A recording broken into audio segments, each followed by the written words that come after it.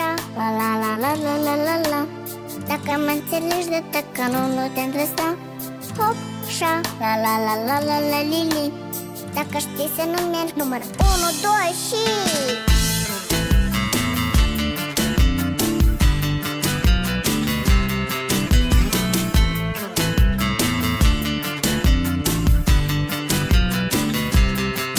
Câteodată seara stau pe spate și mă uit în sus.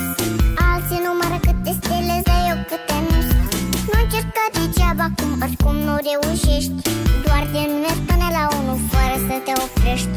Nu contează care-i faza dacă nu renunți. Important e să ții minte ce trebuie să uiți. Eu aș spune ce pe bune și ce nu-i perfect, dar mă tem că o să mă înțelegeți corect.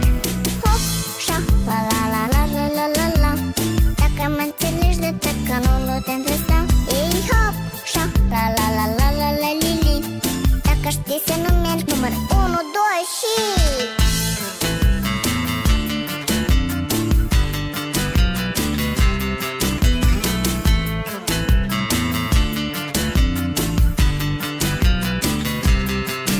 Cine are să afle în ce zodie se află racul, cum să ajunge într-o secundă în cubacu.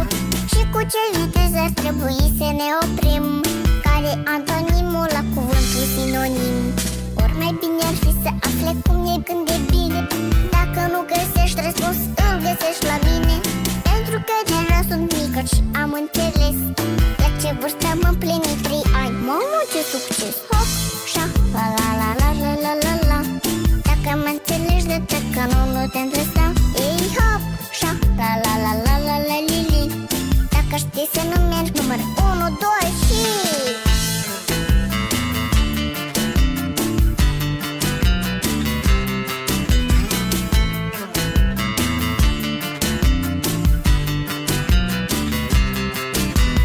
Hop, șa, la la la la la la la la. Dacă mă înțelegi de tăcă, nu te-am lăsa.